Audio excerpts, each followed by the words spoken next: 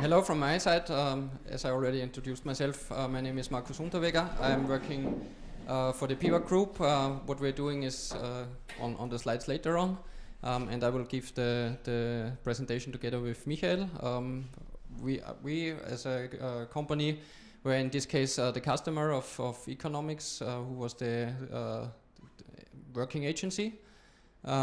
We have made the decision, or we went to relaunch our website and started the project this summer and went live a few weeks ago, but more detail later on.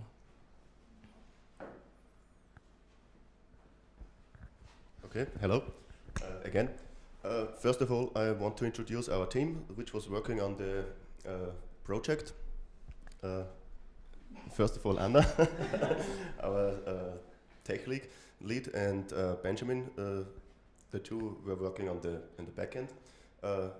René was working on the front end. He's here today, and together with Alex and Mark was our project manager at the project. Yeah. There were also some people from our sides working, mostly myself as as project leader from the company. Hartwig which was the technical lead on our side, and we had a lot of support from inside our company. We have around 5 to 8 people working on getting all the data ready for the launch. Short introduction, what we are doing as a company. We have a few different business units in terms of products and also customer-wise. The first major one is segment A with snow and traction chains. So mainly for all kind of cars and all kind of sizes. Then we have the segment B, conveyor and hoist chains, which are products for mining and big usage there, big chains, we call them. Then we have do-it-yourself, which is more textile and small chains. You can also buy them in the Obi or something like this in Austria. Then we have the segment D, engineering. These are mainly not standardized products, but individual projects and machines built for individual projects and customers.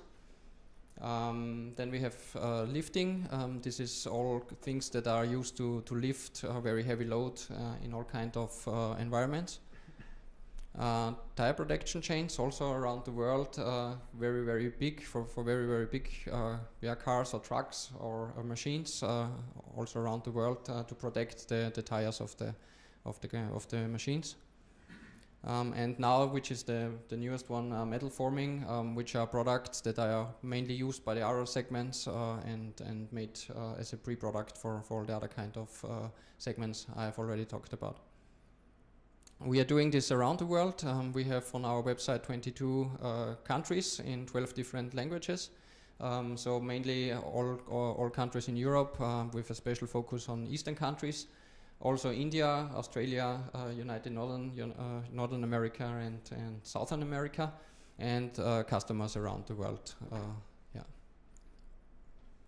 So mainly I will now give you more detail about what the project timeline was. Michael will come later on the technical details. We started in August with setting up all the system, starting the server and something like this. I've divided it into 2 parts, which is the internal roadmap and then the external one. I will just talk about the internal one. So after the setup, we talked about the segments, about all the content and pictures we need to have there, or the structure, how the products on the website are there. And then we started in October also filling in and moving the content. And in November now we went live with the first country, which was the Czech Republic website. And now we are moving on from January onwards to move all the other country websites and go live with them. The target is to be live with all of them in April, which is pretty tough in terms of so many countries with different languages. But from our point, we are now on time with the countries. External thing, the agency also had first to set up all the project team. We had to set up all the systems, communication things and so on, and then they started with developing the template everything starting the deployment of processes and something like this, which was pretty new in Magento 2.2. Then we had to build an interface to our PIM, Product Information Management System, where all our 8,000 products, 1,000 products and 8,000 variations are in. And also to start with the sprint, so we did a more or less agile approach during the project. So we had every 2 weeks sprints where we meet and accorded on the timeline and what on the tasks there.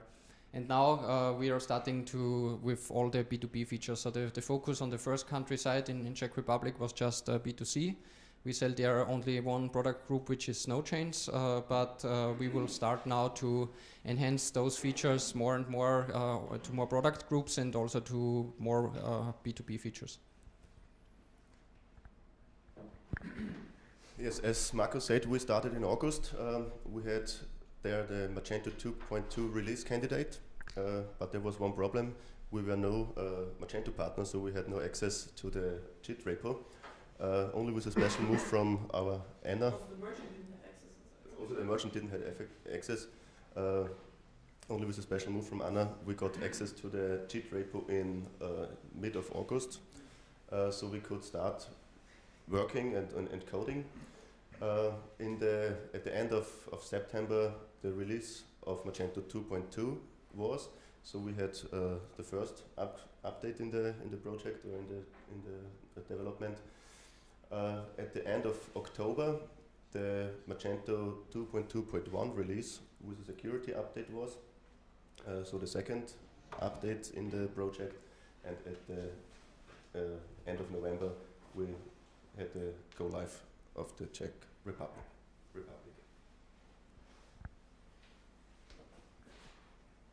So, our challenges.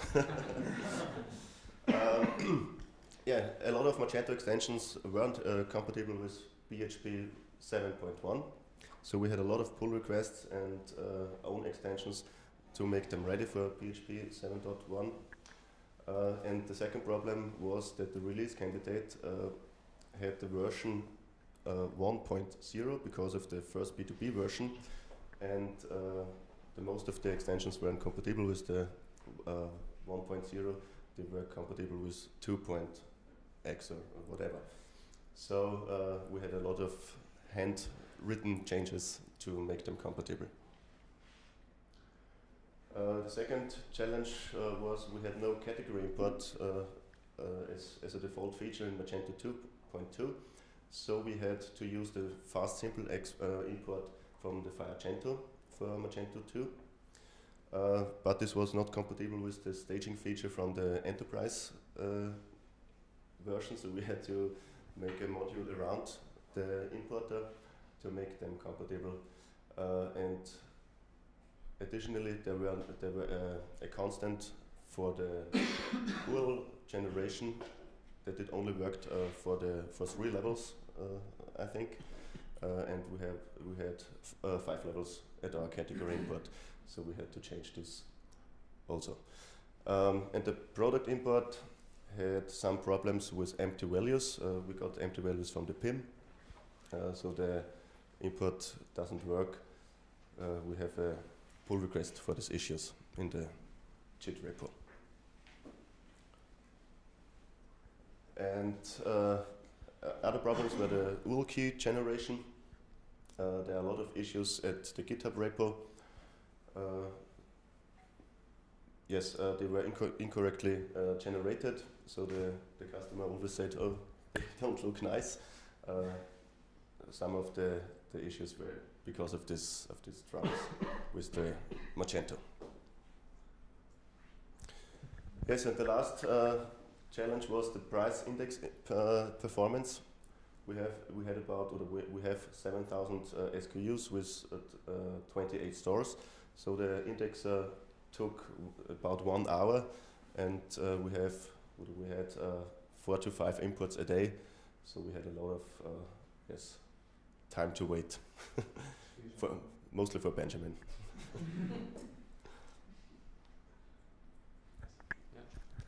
I will speak now more about what are our requests or what we are focused on. So the first one is, as Michael already said, we had a lot of products on our page, and we did the first focus on how to find our products.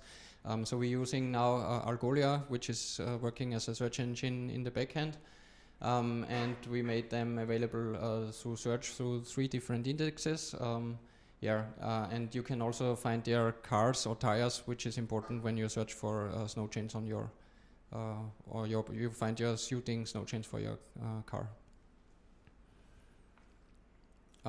This is how we make the system setup. So it is basically, it is a combination of a few different systems. As I already said, we have the PIM system, which will get all the product related information like text, translations, pictures, whatever, other enhancing attributes like weight or diameter of a chain or something like this. We have the ERP system, which is not already connected to the Magento shop, but will be in the future, with all the customers, prices, stock levels, and backwards also the orders. And on the website or on the web end, we have a combination of Magento typo 3, which because we need a lot of also CMS features on our site, like forms, something like this. And we have, as I already told, we have the search engine combination. And on the other end, also configurators for different approaches and different product groups. So it's a combination of a lot of systems, which will come as a one front end for the user. I have now put you here because at the beginning in spring we re-evaluated the software, and we said, okay, we have to think about what kind of shop software should we use and what should this software be able to. This is the original Excel sheet we used to. As you can see here, we used Magento 1.9 as a reference because we already have one Magento 1.9 shop for a small company in our group and had experience with what it's capable of. Then we took Magento 2, Shopware and Oracommerce and compared all the features throughout all the things. The final decision was then we took Magento 2.2 because we already knew and had some experiences with Magento and Magento 1.9 especially. There was a B2B module already in the development on a more or less developed beta or release candidate level available in summer. So we said, okay, we will need these features in the future, and they are mostly finally developed, so we can, and when we need them at the beginning of 2018, it's very likely that it is ready. Also one point was that we have international focus or international support for the system, because as you have already seen, we have subsidiaries in Australia, in United States or in Brazil, which there maybe would need support in the future. One point which was very important for us was also that it was open source, so that there are a lot of developers, freelancers or agencies that can support the system. And that is that the combination between a CMS and a shop system is available and possible. Yeah, that's mostly why we took the decision to make Magento 2.2, and then the next step was just to search for an agency who can help us with this kind of software. Yes, that was the special trick I said from Anna. I think she needed 5 or 6 SMS with Mark Brenton from Magento, and so we got the pre-release software agreement. We signed this agreement, and so we got access to the release candidate from Magento 2.2. Yeah, we finally don't expected that we have so much delay or problems with getting the 2.2 release candidate. But you have to be a partner to get the release candidate, and as a merchant you cannot easily be partner of Magento because they just focus on agencies to be partner of them. So there was, I think, at the beginning half a month or 3 to 4 weeks delay, which is in such a huge project always a bit of problem when you have this delay at the beginning of a project. But we with Anna, we managed to get the software finally. Yeah, I will now talk about B2B features we want to have, or we are planning to have in the future. As already told you, we have a lot of subsidiaries, and we are just a producer of products. So we're not just going to B2C to final end customers, but maybe through another step in the supply chain to customers, or our subsidiaries, then to a customer, and then to the end user. So we have to give them the possibility to buy via different ways. The first one would be a buy box, like everyone knows, but also they are in a bit of different way, because we have products with multi-dimensions, not only one. So a snow chain is pretty simple. You just say, okay, I want one pair. But some of our products, like a screw or something, have different steel quality, different length, and something like this, and you have to configure that through the buy box. We will also need, pretty urgent, the multi-ordering option, because we have customers, they are buying whatever 100 different products at a time to restock their products. And this is, as you can imagine, not possible through a one step. You go on a product page, put them into the basket, take the next SKU, put it into the basket. This would take 50 minutes or something. We have in the 1.9 shop, we have this situation, and we want to switch very soon to the multi-ordering option, also to give our customers the possibility to upload Excels or something like this with just the article number and the amount. And maybe also in the future with APIs, so big companies like whatever the German army, we have had this case, they want to order through an API into the shop. And then also one thought about how to manage the product levels in this international context. We will make the products available default for the worldwide. Then the customer, the segments, as you have seen, snow chains, lifting and so on, they can define which kind of their products are available, and the countries can then also delimit to country-specific product catalogs then. So that they can opt out in this way which kind of products are available inside the shop. Okay. Yeah, as I have already told you, we need customer individual prices. So when a customer logs in, he sees just his prices. Also catalogs, because we have special agreements, contracts with great customers. They just have whatever 10 or 15 SKUs. They are constantly ordering, and they just want to buy this kind of small portfolio. And also maybe in the future, custom individual stock levels. We need it's called negotiation feature in 2.2. Because as you already seen, we have one special segment who does on request basis projects, so they just want to need a negotiation process inside the shop.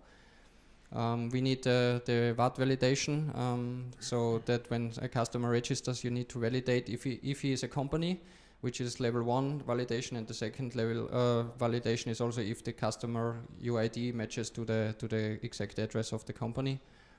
Multi-ordering, I already have told you, requisition list, which is just the reordering of the stock he is already buying, and credit limits for customers and customer accounts. And his purchase history also in combination, not only online but also offline, which will come from the ERP system. So pretty much all of the 2.2 B2B features.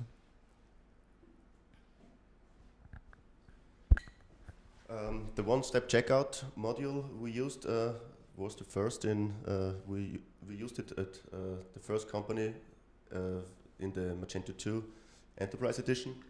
And so the Tin Lan Weber, which is the marketing officer of the company, one-step checkout, is very proud to bring the first company or the first project online. Yes, we had a lot of release candidates in the development, so the next updates we had to do the project.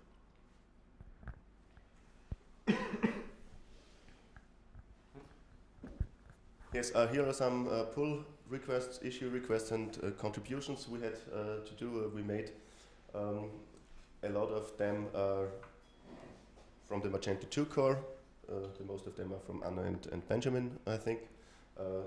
One pull request or one issue is at Algolia, because Algolia is so thanks that it's so important that it was the first module in the system configuration. So we leveled it a bit down. The general is first again, and because of the troubles I said earlier, the pull request from Magento fast importer links are, everybody can access them through GitHub. Okay. Yeah, that was our experience. We're happy to answer the questions whenever they are. Thank you.